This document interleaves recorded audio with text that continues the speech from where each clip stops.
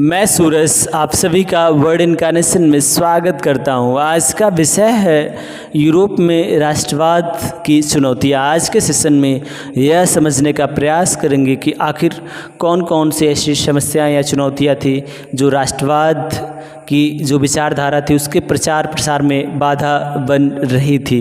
जैसे कि फ्रांस में जब क्रांति हुई फ्रांसीसी, तो उसके बाद से जिस स्तर से फ्रांस में राष्ट्रवाद की विचारधारा पनपी उसी स्तर से क्यों नहीं जो यूरोप है उसमें पनप पा रही थी। आज के सेशन में इसके लिए जो प्रमुख कारण हैं उन कारणों पर चर्चा करेंगे। सबसे पहले बात करते हैं क्षेत्रवाद की बात की है तो आज के समय जिस प्रकार से यूरोप तमाम तरीके के देशों में, जैसे कि इटली हो गया, फ्रांस हो गया, इंग्लैंड हो गया, नीदरलैंड हो गया, इस प्रकार से है, या ऑस्ट्रिया हो गया, पहले इस प्रकार से नहीं था। वह पहले अलग अलग भूखंडों में विभाजित था और हर भूखंड पर यानी हर छोटे छोटे क्षेत्रों पर जो राजा होते थे वे अपना शासन संचालित करते थे और वे स्वायत्त तरीके से अपना शासन संचालन करने के लिए वे पूर्णतः स्वतंत्र थे और एक दूसरे से हमेशा संघर्ष करते रहते थे। इस प्रकार से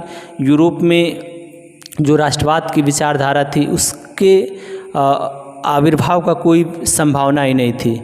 अब बात करते हैं भाषा की बात की है तो पहले के समय जो भाषा भी थी लगभग सबकी अलग थी। हर क्षेत्र में अलग अलग भाषाएं बोली जाती थी और ऐसा माना जाता है कि जो भी राष्ट्रवाद होता है कहीं ना कहीं भाषाओं का बहुत ही महत्वपूर्ण योगदान होता है। बगैर भाषाई समानता के आधार पर राष्ट्रवाद का निर्माण नहीं किया जा सकता।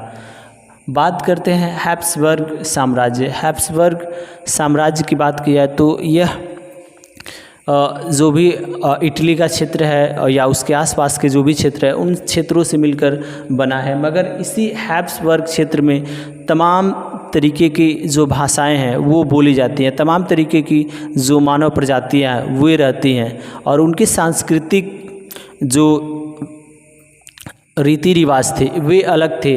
तो इस कारण से यहाँ राष्ट्रवाद की जो विचारधारा है उसको फैलने में बहुत टाइम लगा।